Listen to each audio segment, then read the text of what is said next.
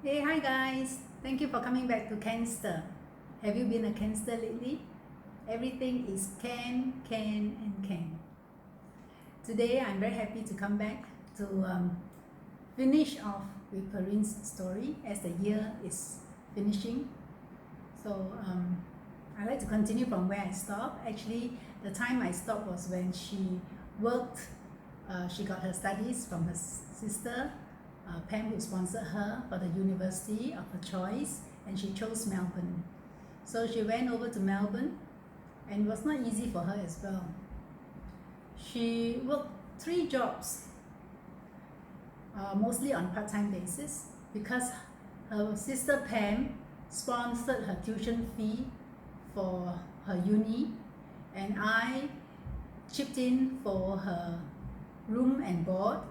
And then I said, Perryn, if you need pocket money, now you have to work it out yourself. So she actually worked 3 jobs. I was so proud of her. So don't take things for granted. So actually she worked well, and her bosses loved her. She even worked in a cafe. She went to sell shoes, and I think she did one in the hotel as well. So of course, along the way she gained a lot of experiences. But the most important thing was, after 3 months after she landed in Melbourne, she met Andrew Ma, and the relationship went on. I was very happy the first time I went to Melbourne, and I met Andrew. I know he was such a wonderful, nice boy. So I said, Perryn, do not bully him. And then, of course, they got married. So what happened was, when Pam was very sick, quite sick at the time when she landed in Melbourne first to visit Perryn before she found, the cancer spread so badly. We kind of discussed where would Perryn's wedding destination be. And Pam has gone to so many places in the world, and I said, do something simple, all right, something near, and where it's very easy for guests to be there. So Pam said Fiji is very nice. Of course, at first we objected to that, but then the discussion did not finalize, and Pam got into trouble with her health, and finally she passed on. And in fact, on the deathbed, she reminded Perryn and myself that she wanted her ashes to be spread in Fiji. So meaning she wanted Perryn's wedding there.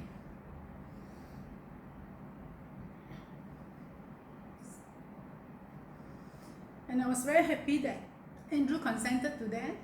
And so they had their wedding in Fiji, in Outriggers Hotel, where they actually can host 100 guests, which was the biggest in Fiji already. And God was so good. God sent actually 100 guests all the way there to Fiji, but unfortunately one got stranded in Dubai on transit. So we had actually a total of 99 of us in Fiji. We really paint the town red, and we really rocked the whole hotel. And we had such a pleasant time in Fiji, a couple of days, and we did whatever is necessary for dinner, for celebration. They have a very lovely chapel just overlooking the sea, and we had a good time, So it was a beautiful, beautiful wedding. That was in March, April in 2016, the week of Easter. Then I came back to Singapore, but being me, I wasn't very happy about, having that wedding alone in Fiji. I find that most of my friends, only 8 of us from Singapore were able to be there, as both of them has got many, many friends. I'm so sorry if you are not there or not even been invited, because there's really restriction of number of people there. So finally, I said, okay, let's do a party again when you come back to Singapore. So we did in July. In July the same year, 3 months later, and we had a big party in Singapore, and I was very happy because I was able to announce their wedding to all my friends. So we had a good time. So this is the picture. Yeah, and this was the invite. Also, so lovely, isn't it? What a wonderful, wonderful wedding. And so after the wedding, everything went on very, very well, very smooth. They were enjoying themselves as a couple. And Perryn loves animals, and she said, you know, Mom, I really like to have a dog. I say, no, Perryn, because both of you are so busy with your work. Why don't you do something else, you know, get other people's dogs, you know, and have over for the weekend or something. And we discussed, and finally she said, Mom, you know what I'm going to do? I'm going to be a pet sitter. So she did. And her calendar was so filled with people who just put their pets with her, whether dog or cats or sometimes even hamsters or rabbits, you know. And most of the time will be dogs, from very small dogs to giant sized dogs. So she had a good time and she really enjoyed that with the animals. I think it was really therapeutic for her as well. So in her very busy schedule, she was able to cut out time to do pet sitting. She also could bake, she could, well, of course she partied most of the time as well, but on the other hand, she worked very, very hard. So she went to this company, which is a digital marketing company, and they all loved her. That's why, you know, at the funeral in Melbourne, many of them came. And she also managed to help the company achieve a very outstanding award. And she went to get the award in Sydney, representing her company. So it was such a good time she had. And she really loved life to the fullest, just like her sister, Ken. So, but unfortunately, about 5.5 years after Pam passed on, and that's where she found she has cancer, and that was 2021. Oh, I think I made a mistake. 2020. Yep. So in May, end of May, she went for the check and found out that she has esophagus cancer, and it was already stage 4. Stage 4 meaning it has kind of spread. But we were still very strong in believing that God will heal. By the grace of God, even that time, just in the midst of COVID, I was able to fly in, just one flight that was open by SQ to Melbourne. And I knocked at all doors, getting that visa to go to Melbourne to assist her in her chemotherapy.